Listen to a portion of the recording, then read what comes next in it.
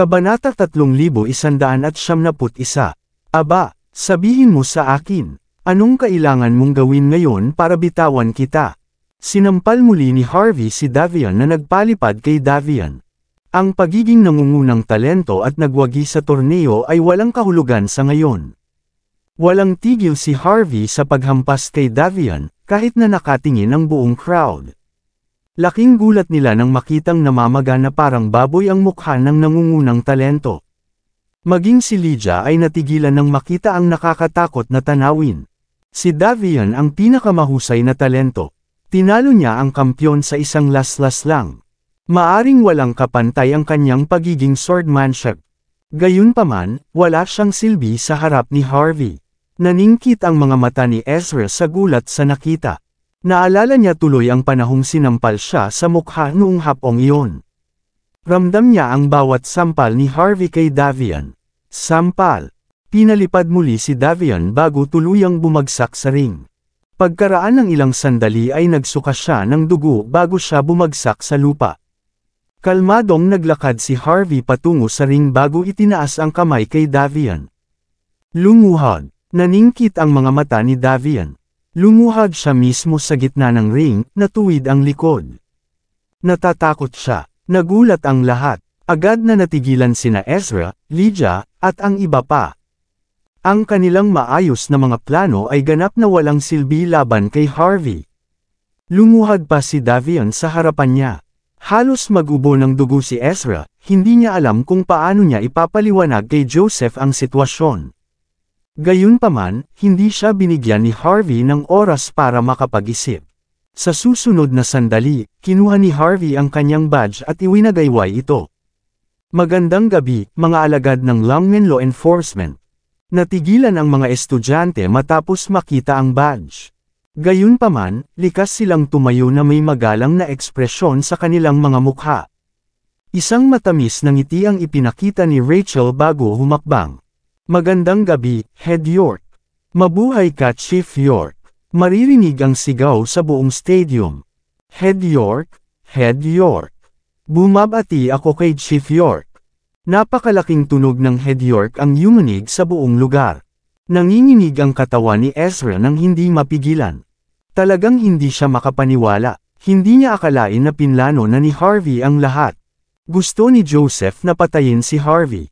Gayunpaman, sa unang lugar, plano na ni Harvey na bawiin ang kanyang nararapat na posisyon. Si Lydia at ang iba pa ay nanigas, nalilito talaga sila. Ang dakila at makapangyarihang si Davian ay ginamit bilang kasangkapan para sa paggising ng iba. Sa sandaling lumuhod siya, nalantad ang kapangyarihan at awtoridad ni Harvey para makita ng lahat. May badge siya sa kamay. Kung hindi si Harvey ang lalaki siya ang magiging pinuno ng law enforcement. Sino gusto nito? Harvey, Head York. Namilog ang mga mata ni Lydia, hindi niya akalain na magiging ganito ang mga pangyayari. Paano nila ipapaliwanag ito kay Joseph? Pakiramdam ni Lydia ay nanghihina ang kanyang mga paa habang iniisip ang sitwasyon. Muntik na siyang lumuhod. Head York. Siya ba ang bumugbog kay Mitchell at pumalit sa kanya? Sinasabi na si Lord Longmen mismo ang nagtalaga sa kanya para kunin ang posisyon. Napakabata pa niya, pero ganito na siya kalakas. Pinalipad pa niya si Davian sa isang iglap. Nakatingin kay Harvey, nakalmadong nakatayo sa gitna ng ring na naka-cross arms. At si Davian, na nakaluhod ng tuwid. Naging wild ang mga tao. Pakiramdam ng mga estudyante ay nasa totoong panaginip sila. Nagawa ni Harvey na talunin si Davian, ang nagwagi sa torneo. Siya rin ang lalaking may law enforcement badge, pati na rin ang taong kinikilala ng pinuno ng Longmen. Dahil dito, makukumpirma ang kanyang posisyon bilang Head of Law Enforcement Unit. Napatulala si Lydia. Pinandilatan niya si Harvey, may gusto siyang sabihin, ngunit hindi siya makapagsalita. Napayuko ang mga taong nasa likod niya na walang tigil na itinaboy dati si Harvey. Namilog ang kanilang mga mata. Desperado silang makaalis sa sitwasyon sa lalong madaling panahon. Ang maikling buhok na babae ay nakadama ng isang alon ng kalungkutan na umaakyat sa kanyang puso. Nagsisimula na siyang magsisi na hindi dumikit kay Harvey. Kung ginawa niya iyon ng mas maaga, ibinahagi niya ito sa parehong karangalang tinatamasa ni Harvey. Harvey York, pinatay mo si Chief Bauer. Anong karapatan ng isang tulad mo para maging bagong pinuno ng pagpapatupad ng batas? Sinimulan ng mga pinagkakatiwalaang subordinate ni Mitchell si Harvey. Natural na naiintindihan nila ang kanilang misyon para sa araw na iyon, kaya handa silang gawin ang lahat para pigilan si Harvey na maging bagong pinuno ng Longmen Law Enforcement. Oo, pinatay ko nga si Mitchell. Tumingin si Harvey sa paligid niya, nanlilisik ang mga mata niya. Sinuwi niya ang mga patakaran ng organisasyon at nakipagsabuatan sa kaaway. Deserve niya ang parusa niya. Ang pagpapatupad ng batas ng Longmen ay ganap na nahahati at puno ng basura, kaya ang Panginoon ng Longmen ay galit na galit. Kaya naman niyaya niya akong linisin ang kalat. Mula ngayon, ako na ang magiging bagong pinuno ng Longmen Law Enforcement. Isa lang ang tuntunin ko, ang hindi sumunod ay papatayin ng walang awa. Kaya nga minsan lang kita tinatanong, Ezra. Kalmadong lumapit si Harvey kay Ezra habang naka-cross arms. Kuntento ka ba na nandito ako o hindi? Huminga ang karamihan, walang inaasahan na magiging ganito kabangis ang bagong pinuno ng law enforcement. Natahimik ang buong lugar. Si Harvey ay tila isang taong may katamtamang kakayahan, kung siya ay isang walang karanasan na manlalaban. Ngunit nang makita siyang nakatayo roon, naniwala ang mga tao na siya ang pangunahing tauhan sa lugar na ito. Ang mga konektado kay Ezra ay natakot hanggang sa manginig sila. Ang ilan sa kanila ay nagsimulang mapansin na ang lahat ng mga pasukan ay sarado. Ang Axe Gang ay may isang lugar na talagang napapalibutan din. Kung may nangyaring masama sa gabing iyon, tiyak na magtatambak na parang bundok ang mga bangkay. Namilog ang mga mata ni Ezra sa gulat, gusto na niyang sumuko, ngunit wala siyang ibang magawa kundi ang magtaas ng ulo pagkatapos isipin si Joseph. Gusto mo bang maging Longmen Law Enforcement? Bulalas niya sa malamig na tono. Masyado kang bata para dyan. May sasabihin ako sa'yo. Ang Longmen Law Enforcement ay palaging pag-aari ng ika-13 Young Master. Ang sinumang nagtatangkang kunin ito sa kanya, dapat tumigil na sa panaginip. Binanggit ni Ezra ang pangalan ni Joseph. Magkakaroon lang siya ng pagkakataon na ibalik ang mga bagay-bagay kung nagawa niyang takutin si Harvey. Ganoon ba? Humakbang pasulong si Harvey, nakalmado pa rin gaya ng dati. Sampal. Sinampal ni Harvey si Ezra sa mukha bago pa nakapag-react si Ezra. Nakaramdam si Ezra ng matinding sakit sa kanyang mukha. Tanging kadiliman lang ang nakikita niya sa kanyang harapan. Napahawak siya sa leeg, at saka pinalipad. Ano ang sinabi mo? Hindi kita naririnig. Walang emosyon si Harvey.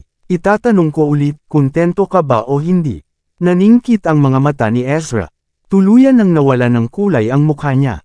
Alam na alam niyang walang epekto kay Harvey ang pangalang Joseph. Kung hindi pa rin susuko siya kay Harvey, alam ni Ezra na mamamatay siya ng kakilakilabot na kamatayan. Kahit anong inis ang nararamdaman ni Ezra, nakatitig lang siya kay Harvey ng diretso sa mga mata at nanginginig. Gaya ng Chief York. Pagkatapos ay nagmamadali siyang kumilos. Ang kanyang pinagkakatiwalaang mga nasa sakupan, na hindi nasisiyahan sa desisyon, ay walang pagpipilian kundi ang lumuhad sa isang paa pagkatapos makita ang mga kilos ni Ezra. Head York.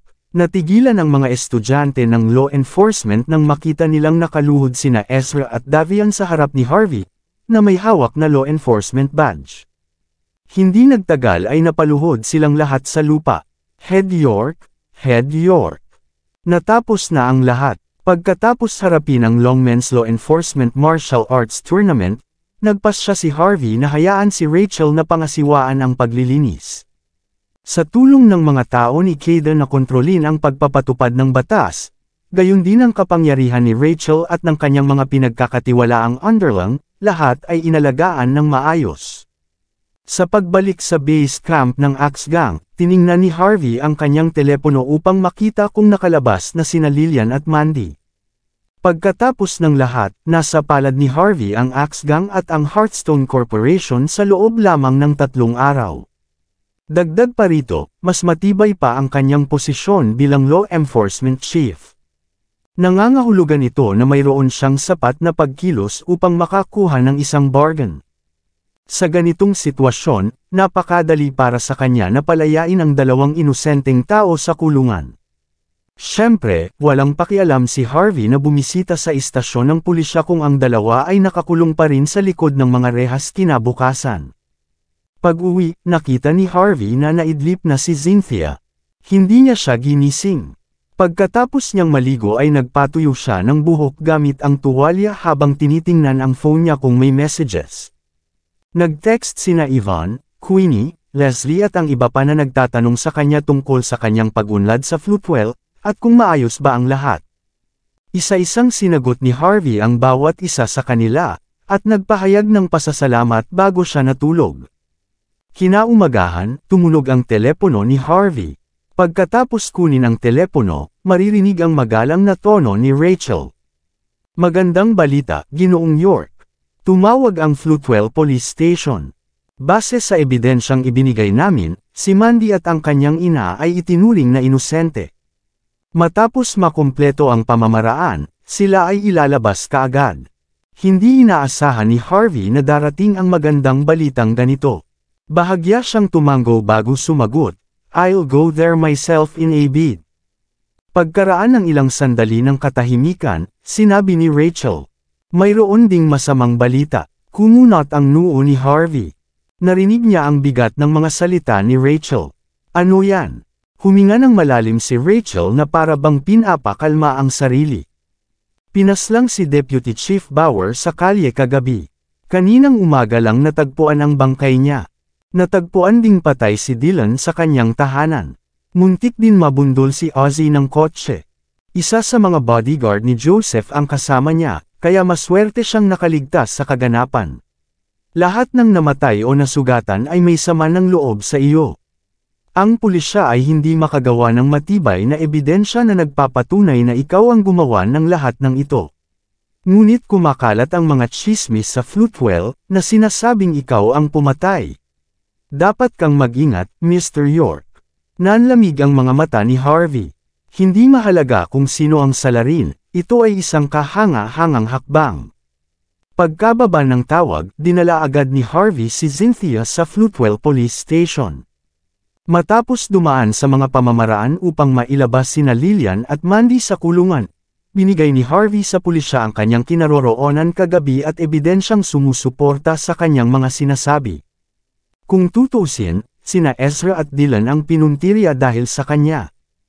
Upang pigilan ang kaaway na makakuha ng suporta ng pulisya, nagpasya si Harvey na ipagtanggol muna ang kanyang sarili. Si Logan, ang pangalawang pinuno ng Floatwell Police Station, ay nalito ngunit walang dahilan para tumutol sa patutuo ni Harvey, lalo na nang si Harvey mismo ang pumunta rito. Nang maayos na ang lahat ay 3:00 na ng hapon. Habang naghihintay si Harvey sa front door kina Lillian at Mandy, dumating si Rachel at ang malaking grupo ng mga tao. Bukod sa mga abogado, katulong, at bodyguard, may ilang mga alagad ng lungmen na alam niyang pinili ni Rachel mula sa Lungmen Law Enforcement. Medyo talented si Rachel. Kung ito ay ibang tao, hindi nila magagawang muling ayusin ang buong organisasyon sa isang gabi. Lumapit siya kay Harvey at magalang na sinabi, "Narinig kong nagpunta ka para ibigay ang iyong patutuo sa pulis, Sir York." "Pinaplano ko lang," sagot ni Harvey. Tumango si Rachel. "Nakakita ako ng ebidensya na magpapatunay sa iyong pag-iral kagabi, at wala kang kinalaman sa pagkamatay ni Ezra at Dylan. Maliban na lang kung may bagong ebidensya, hindi tayo pahihirapan ng pulisya at gobyerno." Na nagsasabing, nagsimulang sumakit ang ulo ni Rachel. "Nakatanggap lang ako ng balita na si Jordan Bowie ay nabaliw. Naniniwala siyang pinatay mo si Ezra at Dylan, at nanunumpa na babayaran ka." Pinikit ni Harvey ang kanyang mga mata. "Jordan, tatay ni Dylan. Ang pinuno ng pamilya Bowie. Tama iyan. Ang mga Bowie ay hindi itinuturing na isang mayamang pamilya, ngunit iyon ay bago ang anak ni Jordan ay nagpakasal sa mga Bauer." Inilabas ni Rachel ang kanyang telepono para basahin ang mga detalye ni Harvey. Sa nakalipas na ilang taon, ang pamilya Bowie ay lumago ng husto. Si Jordan ay kumilos bilang masanuring lingkod ng pamilya Bauer, na sinusundan ng sinumang inuutos sa kanya. Sa oras na iyon, mas gugustuhin ng lahat na hamunin ang pamilya Bauer kaysa labanan sila. Si Dylan ang pinakamamahal na anak ni Jordan, at si Ezra ang matalik niyang kaibigan at guro ni Dylan. Dahil naniniwala siya na ikaw ay may malalim na kinalaman sa kanilang dalawa sa pagkamatay. Hahanap siya ng paraan para maipaghiganti sila. Siya ay dapat na isang matalinong tao kung ibinigay niya ang kanyang anak na babae para lamang sa promosyon. Walang paraan na mawawalan siya ng katinuan sa isang bagay na ganito. Napatunayan ko na ang pagiging inosente ko sa police station. Ano ang silbi ng paninira niya sa akin sa panahong ito? Magpasabi sa kanya. Sabihin sa kanya na wala akong pakialam kung sino ang gumawa nito. Pero kung patuloy niya akong iistorbahin, ako mismo ang papatay sa kanya. Walang interes si Harvey na ipaliwanag ang kanyang sarili sa isang tulad ni Jordan. Hanggat mas malakas siya, walang magagawa laban sa kanya. Habang nagkukwentuhan pa rin sina Harvey at Rachel, sa wakas ay nagpalat sina Lillian at Mandy at inihatid sila palabas ng bilangguan ng ilang inspector. Maraming salamat sa lahat ng sumusubaybay. Please subscribe and follow my YouTube and Facebook channel, Pilipino Novel. Maraming salamat po. Kabanata 3175. Hinawakan ni Harvey ang likod ng ulo niya matapos makitang lumabas ang dalawa. "You're in now," sabi ni Harvey pagkatapos humakbang pasulong. Bahagyang tumanggo si Mandy, hindi niya akalain na makakalabas siya ng walang gasgas pagkatapos ng 3 araw. Nai-imagine na lang niya ang mga ginawa ni Harvey para lang makalabas siya ng ligtas. "Salamat, Harvey," nakahinga ng maluwag si Mandy. Napatitig ang mga mata niya kay Rachel na nakatayo di kalayuan sa kanya. "Ito ay, hayaan mong ipakilala kita. Ito ang Executive CEO ng Hearthstone Corporation, si Miss Rachel Hardy." Isang matamis na ngiti ang ipinakita ni Harvey. Hanggang ngayon, 70% ang pagmamay-ari niya ng kumpanya. Sa madaling salita, siya ay may ganap na kontrol ng minahanang ginto ng Flutewell. Nagulat si Mandy nang marinig ang pagpapakilala ni Harvey. Hindi niya inaasahan na si Rachel ay isang mahusay na babae din. Natigilan si Lillian na matagal nang hindi umiimik. Pagkatapos, hinayla niya ang shirt ni Harvey. "Sabi mo ang babaeng ito ang may-ari ng 70% ng kumpanya. Ano naman ang parte ko? Meron ka din ba? Dapat mong malaman na ang stock ay hindi kailanman sa iyo sa unang lugar," cool na sagot ni Harvey. "Sa palagay mo ay may karapatan kang kumuha ng bahagi kapag ikaw ay walang talento. Kung hindi niya pagmamay-ari ang stock sa simula, hindi niya makokontrol ang kumpanya at mailigtas kayong dalawa. Dapat mong gugulan ang natitirang bahagi ng iyong buhay sa likod ng mga rehas." Itinuro ni Harvey ang mahahalagang katotohanan ng hindi nag-abala sa mga detalye. Alam na alam niya na si Lillian ay isang hindi makatwirang babae. Aatake siya kapag sinabi ni Harvey na lahat ng share ay nasa pangalan niya. Dahil dito, nagpasya si Harvey na magsinungaling para hindi marinig ng lahat. Malamig na tumawa si Lillian bago pa man matapos magsalita si Harvey. "Alam ko yun, Harvey. Nagtataka lang ako kung bakit napaka-bait mo para iligtas kami. Kanina mo pa tinitingnan ang shares ko. At saka, binigay mo ang shares ko ng ganun-ganun lang. Bastard ka. Papatayin kita." Sa wakas ay nagsalita si Cynthia, na hindi nakikita ng grupong ito ng mga tao. "Tama na, inay. Kung hindi dahil sa tulong ng kapatid ko. Habang buhay ka nang makulong sa likod ng mga rehas. Dagdag pa, ang mga shares ay hindi sa iyo noong una. Ilang araw ka nang naninirahan sa kulungan dahil dito. Bakit hanggang ngayon iniisip mo pa rin iyon? Hindi ka kailanman nagmamay-ari ng mga stock na iyon." Damn! Sa wakas ay nakita ni Lillian ang mukha ni Cynthia. Sa sampulin na sana niya si Cynthia pero tumayo si Harvey sa harap ni Cynthia. "Ikaw ang walang utang na loob kong prinsesa. Ano ang tingin mo sa kay Harvey? Na-brainwash ka na rin ba dahil ilang beses kanyang niligtas? May sasabihin ako sa'yo. Kailangan mong ibigay sa akin ang lahat ng kinikita mo bilang isang artista. How dare you speak against me sa isang outsider? Ikaw pa rin ba ang anak ko o hindi? Nanay mo pa rin ba ako? Ang walang humpay na karahasan ni Lillian ay nagpapikit ng mga mata ni Cynthia. Gayunpaman, nagawa niyang panatilihing tuwid ang kanyang likod sa kabila ng matitinding sigaw ng kanyang ina. Maraming ginawa sa atin ng kapatid ko. Hindi ko hahayaang tretuhin mo siya ng ganito. Ano ang sinabi mo, ikaw na? Nagalit si Lillian Yates matapos makitang nagrebelde sa kanya ang dati niyang masanuring anak na babae. Ulitin mo, hinahamon kita, bubugbugin kita hanggang mamatay ka.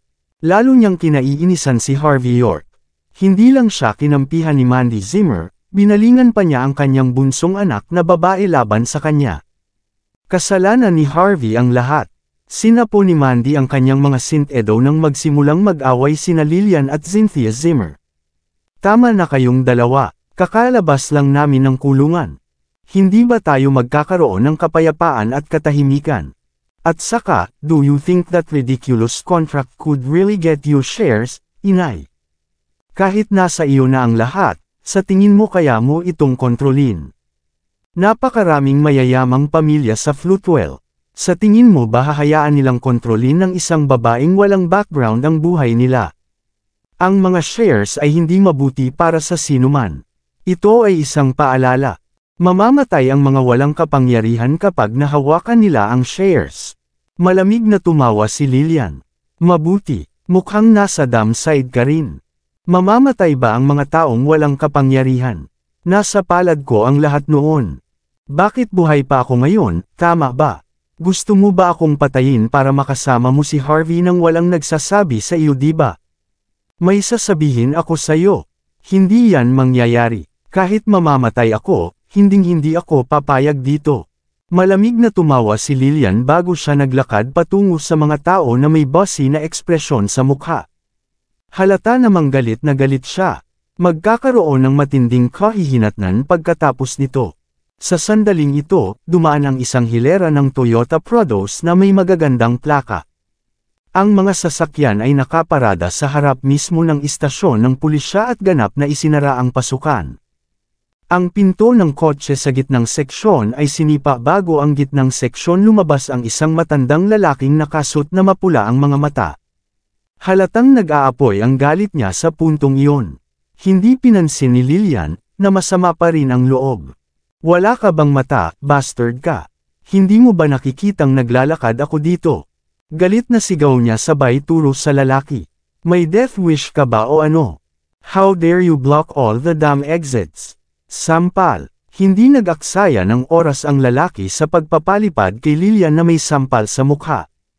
Bumagsak siya sa lupa habang sumisigaw sa sakit. Ito ay medyo malungkot na tanawin. Bakit mo siya sinaktan ng ganyan? Biglang bulalas ni Mandy. Pagkatapos noon, sumugod siya kay Lillian bago nalalayan siya. Bakit hindi? Ang lalaking may mapulang mata ay tumingin kay Mandy sa malayong tingin. Hindi lang ako nambobogbog ng mga tao, narito rin ako para pumatay. Tapos, tinuro niya si Harvey with a cold glare. Pinatay ng bastard na ito ang mga taong mahal ko. Pinatay mo ang matalik kong kaibigan at ang anak ko. Hindi ka makakalabas ng buhay sa lugar na ito. Ikan-away ng lalaki ang kanyang kamay bago sumugod ang isang grupo ng malalakas na lalaki na nakasot. Nagpakita ng malamig na tingin si Rachel Hardy bago niya iwinagayway ang kanyang kamay, na tinawag ang isang grupo ng mga disipulo ng longmen na tumayo. Tumakbo rin palabas ang ilang inspector mula sa himpilan ng pulisya para pigilan ang kaguluhan. Malamig na tinitigan ni Harvey ang nararapat na lalaki. Mukha siyang nasa 50s. Siya ay nasa 5 talampakan at siyam at may matipunong figure na may malungkot na hitsura. Obvious naman na hindi siya dapat pakialaman. Nakilala agad ni Harvey ang lalaki matapos makita ang mukha nito. Siya ay walang iba kundi ang ama ni Dylan Bowie, si Jordan Bowie mismo. Hindi inaasahan ni Harvey na magpapakita siya ng ganito kaaga. Napakabangis ni Jordan Bowie ngayon. Kung hindi dahil pinigilan siya ng ilang inspector, naglakad na siya patungo sa kay Harvey York. Dapat kumalma ka, Sir Bowie. Humakbang si Rachel Hardy sa harap ni Harvey. Nagbigay na ako ng ebidensya sa pulis. Ang pagkamatay ni Ezra Bauer at ng iyong anak ay wala sa negosyo ni Sir York. Nag-away sila noon, pero walang pinatay si Sir York. Mapapatunayan ng ebidensya mula sa pinangyarihan ng krimen at surveillance footage. Pakiusap huwag kang maging katawa-tawa. Matapos marinig ang mga salita ni Rachel, galit na sumigaw si Lillian Yates habang tinatakpan ang kanyang mukha. You little bastard! Bakit ako maghahirap dahil sa iyong mga krimen? Sasampulin na sana ni Lillian si Harvey pero pinigilan siya ni Mandy Zimmer. Hindi mapakali si Jordan na makinig sa paliwanag ni Rachel noon.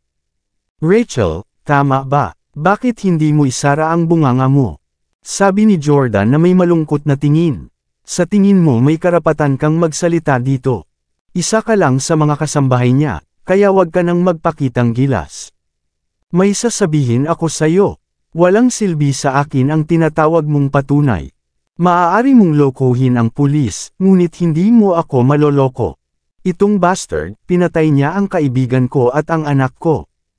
Nag-away sila noon, kaya pumalit si Harvey bilang pinuno ng law enforcement bago nagpasyang patayin silang dalawa. And you're telling me that all of this is just a coincidence? Bakit siya magbibigay ng sarili niyang patotoo kung wala naman siyang ginawang masama? Siya ang may kasalanan. Ngayon ko lang nalaman yun. Pagod na akong maglaro ng mga ganitong laro kanina pa. How dare you try to trick me? Sa tingin mo ba ganoon ako katanga? Siyempre, nagpa siya si Jordan para sa kanyang sarili na si Harvey ay isang mamamatay tao. Naniniwala siya na siya ang pangunahing salarin kahit na si Harvey ay hindi mismo ang gumawa ng mga pagpatay. Kumunot ang noo ni Harvey.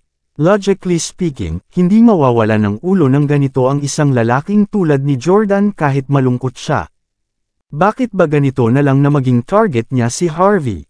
Humakbang siya at malamig na tumingin kay Jordan. Sinasabi mo ba na pinatay ko silang dalawa? Nasaan ang iyong patunay? Patunay. Tumawa ng malakas si Jordan bago muling nagpakita ng malungkot na ekspresyon. Nag-text sa akin ang anak ko bago siya namatay.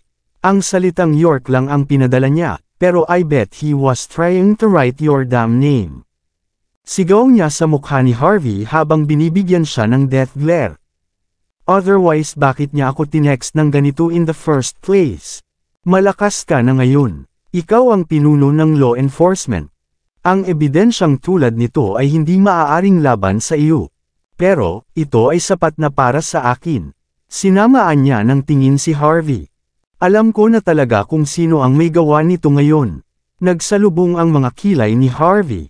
Mahirap para sa kanya na ipaliwanag ang kasalukuyang sitwasyon. Who knows if Dylan was being honest when texting his father? Ano, may dila ang pusa. Aminado ka ba na ikaw ang killer ngayon? Malamig na tawa ni Jordan. Ang Bowie ay isang mayamang pamilya. Walang nang ahas na sumalungat sa amin. Ang mga hangal na tagalabas lang na katulad mo ang gagawa ng ganyan. Kaya ikaw ang magbabayad. Matapos marinig ang mga salita ni Jordan Bowie, sabay-sabay na tumango ang mga mandirigma sa tabi niya. Gaya ng sinabi ni Jordan, nadama ng Boas ang flute whale dahil sa suporta ng Bowers. Sa katunayan, ang mga tao ay bihirang sumalungat kay Dylan Bowie. Maliban sa isang pipi na tagalabas tulad ni Harvey York, sino pa ang hangal na hawakan si Dylan? Mababaliw sila kung gagawin nila. Nang makita ang deranged expression ni Jordan, natigilan si Rachel Hardy bago siya bumulalas. Hindi lang ikaw ang hindi makatwiran, nagpaplano ka ring labanan si Sir York.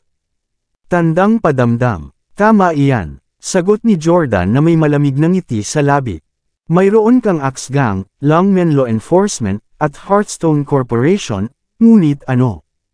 Sa tingin mo ba mahina ang pamilya natin o ano?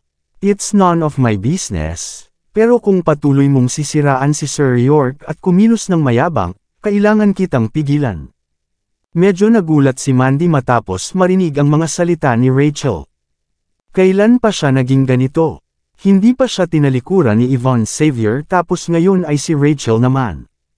Bakit lahat ng mga kahanga-hangang kababaihang ito ay handang magsakripisyo ng labis para kay Harvey? Pipigilan mo ba ako? Malamig si Jordan na tumawa. Isa ka lang outsider. Ano ang kaya mong gawin? Hayaan mong may sasabihin ako sa iyo ha. Hindi ako titigil sa paghihiganti sa anak ko. Kung ang batas ay hindi magbibigay sa iyo ng hustisya, pagkatapos ay gagawin ko. Malungkot na ekspresyon ang ipinakita ni Jordan sa kanyang mukha habang nagsasalita sa matuwid na tono. Kung mapapatunayan mo na talagang pinatay ko ang anak mo, I will gladly offer my head. Humakbang pasulong si Harvey na may malamig na ekspresyon. Pero, kung patuloy mo akong sinisiraan ng walang matibay na ebidensya, huwag mo akong sisihin sa mga sumunod na mangyari. Sinabi mismo ni Harvey ang mga salita, ngunit alam niya na para sa isang tulad ni Jordan, ang pinaniniwalaan niya ay mas mahalaga kaysa sa anumang ebidensya. Hindi siya titigil sa pakikipaglaban sa sinumang pumatay sa kanyang anak. Alam kong napakalakas mo Harvey. Alam ko na ikaw ang pinuno ng law enforcement at nasa iyo ang suporta ni Lord Longman. Pero may sasabihin ako sa iyo. Ang pamilya Bowie ay hindi lamang madaling e-target. Hindi natakot si Jordan sa puntong iyon. Ibang bagay. Kung buhay lang ang anak ko, layuan kita dahil sa takot. Pero dahil wala na siya, what's the use of me being afraid? Ikaw, gusto kong mamatay ka, kahit patayin mo rin ako. Gusto kong ilibing ka tulad ng anak ko. Papatayin ko ang buong pamilya mo at papatayin ko ang mga ninuno mo para lang masunog silang lahat at maging abo. Tuluyan nang nawala sa isip si Jordan habang walang takot na sinisigawan si Harvey, na para bang mamamatay siya para sa kanyang layunin. Wala ka bang pakialam sa anak mo, Jordan? Malamig na bulalas ni Rachel pagkatapos e-check ang phone niya. Ano, gagawin mo rin sa anak ko? Nakakasama niya ang pamilya Bauer sa loob ng maraming taon. Lumapit ka sa kanya kung maglakas loob ka. Mga duwag kayong lahat. Huminga ng malalim si Rachel. Wala akong gagawin sa anak mo. Gusto ko lang kumalma ka. Huwag kang magmadali. Itigil ang pagsisikap na manggulo sa mga taong hindi mo kayang bayaran. Mawawala ng nag-iisang ama ang anak mo. Ang pamilya Bowie ay hindi magkakaroon ng isa pang kahalili pagkatapos nito. Hindi ito katumbas ng halaga. Sapat na ang usapan. Itinuro ni Jordan Bowie si Harvey York. Ipaghihiganti ko ang anak ko, Harvey. Maaari kang tumakbo, ngunit hindi ka maaaring makatakbo magpakailanman. Kumunot ang noo ni Harvey. Alam niyang handang gawin ni Jordan ang lahat. Gusto niyang papalipadin si Jordan na may kasamang sampal, pero pinigilan niya ang sarili niya dahil nasa police station siya. Well, maaari mong subukan. Mukhang walang pakialam si Harvey. Minsan ko lang ito sinasabi sa iyo. Hindi kita lalabanan dahil sa pagkamatay ng anak mo. Ngunit kung patuloy kang manggugulo, buburahin ko ang buong pamilya Bowie mula sa kasaysayan ng Floatwell. Habang humahakbang pasulong si Harvey, hindi mabilang na mga bitik ang nabuo mula sa ilalim ng kanyang mga paa. Ang sahig ay sementado ng asul na bato na nahati bago ang mga tile ay naging alikabok. Ano? Nagulat ang lahat. Nanginginig ang katawan ni Jordan bago iniwasan ang mga tipak na diretsyong lumipad sa kanya. Nasagi pa ang mukha niya dahil medyo mabagal siya. Agad na nagbago ang ekspresyon ni Jordan. Maraming mga bihasang martial arts sa Floatwell, ngunit hindi pa nakita ni Jordan ang sinumang makakasira ng mga tile sa buong lugar sa isang galaw lamang. Nakakatakot siya. Si Jordan ay likas na uminom ng isang malaking lagok. Sa sandaling ito, naunawaan niya kung bakit hindi nang ahas si Logan Bowie na labanan si Harvey. Alis na tayo. Hindi mapakali si Harvey na tingnan ang mukha ni Jordan at ng iba pa. Hinawakan niya ang kamay ni Mandy Zimmer at naglakad sa convoy bago sumakay sa kotse nito. Nang makaalis si Harvey at ang iba pa, galit na galit si Jordan na nakakuyom ang kamao bago dahan-daang pinakawalan. Agad niyang kinuha ang kanyang cellphone para i-dial ang numero. How dare you threaten me, bastard? Sa tingin mo ba hindi kita tatantanan dahil ikaw ang pinuno ng law enforcement sa suporta ng master ng Longman? I can't fight you since you're so skilled, but do you think I won't hire people for that? Walang paraan na lahat ng tao sa paligid mo ay pantay-pantay. Makikita natin kung paano mo ako pinipigilan araw-araw. Umalis na tayo. Gagawa tayo ng paghahanda. Galit na sigaw ni Jordan bago pinaalis ang mga tauhan niya sa lugar. Tinawagan niya si Joseph Bauer. Pumayag siyang magpadala ng magbabantay kay Harvey. Kaya naman masigasig si Jordan. Nakiusap na lang siya kay Harvey. Ngunit talagang gusto niyang tapakan ang lahat sa paligid ni Harvey. Matapos isipin ang magagandang maliliit na mukha ni Mandy at Cynthia Zimmer, alam na ni Jordan kung paano niya sila pahihirapang dalawa. Habang iniisip ito ni Jordan ay bumalik na ang convoy sa Bowie Manor. Medyo maluwag ang manor. Ito ay minsang pag-aari ng isa sa mayamang pamilya ng Floatwell.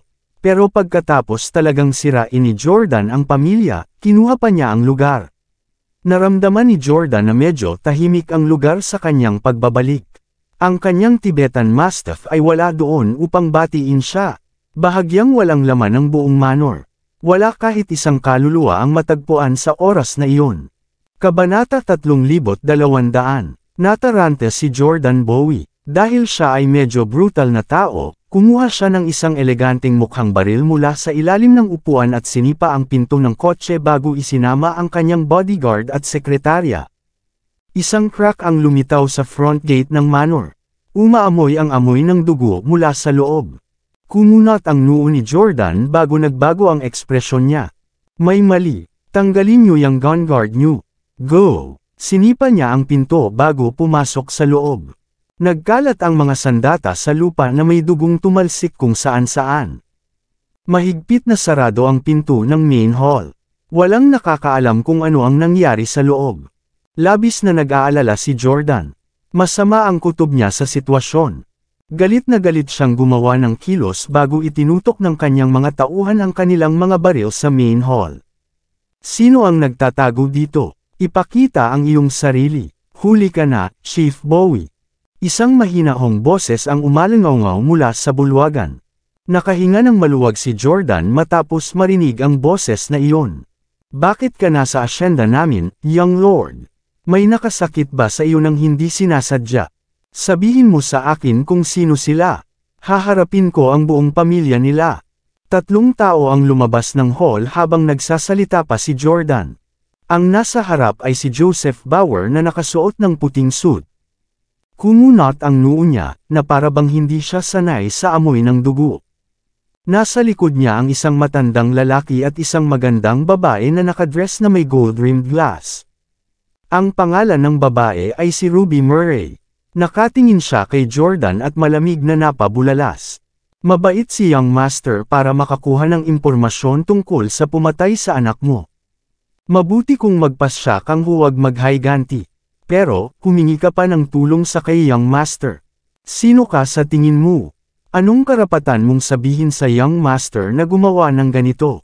Nagmamalaki ka ba sa sarili mo? Naningkit ang mga mata ni Jordan bago niya ibinaba ang kanyang sandata at lumuhod. Hindi naman sa ayaw ko, young master. Bulalas niya na may pagmamakaawa. Masyadong mahirap pakitunguhan ang bastard na iyon. Wala akong kalaban-laban sa kanya. Tulungan mo ako. Dapat bigyan mo ng hustisya ang pamilya natin. Ang pamilya Bowie ay laging para sa iyo. Kami ay iyong hamak na mga lingkod. Dahil hindi nila tayo nirerespeto. Ibig sabihin, direkta silang hindi ka nirerespeto. Kailangan mo kaming tulungan. Kalmadong tumingin si Joseph kay Jordan na may malamig na tingin, saglit. Dahil iyon ang kaso, kailangan mong humanap ng paraan para matulungan si Chief Bowie, Ruby. Isang matamis na ngiti ang ipinakita ni Ruby. May naisip ako, young master. Ako na ang bahala dito. Huwag kang mag-alala. Bahagyang tumango si Joseph bago umalis. Yumuko si Ruby saka lumalabas ang cleavage niya sa harap ni Jordan. Hindi na natin ito maaaring ipagpaliban pa. Iyon ang dahilan kung bakit kailangan ko ang iyong tulong. Kailangan kong ipahiram mo sa akin ang isang bagay. Sabi ni Ruby sabay ngiti. Isang malungkot na ngiti ang ipinakita ni Jordan. Siyempre, hanggat makapaghihiganti ako, kahit ano ipapahiram ko sa'yo. Tapos, gusto kong hiramin ang ulo mo. Ngumiti si Ruby at ipinakita ang kanyang magandang mukhang punyal bago ito itinutok sa lalamunan ni Jordan bago pa man siya makapag-react. Bang, bang, bang. Kasabay ng mga putok ng baril sa bulwagan, bumagsak sa lupa ang lahat ng bodyguard ng pamilya Bowie. Pagkatapos ay nag-dial si Ruby ng isang numero sa gitna ng lahat ng pagdanak ng dugo. Pulis ba ito? Gusto kong mag-ulat ng massacre.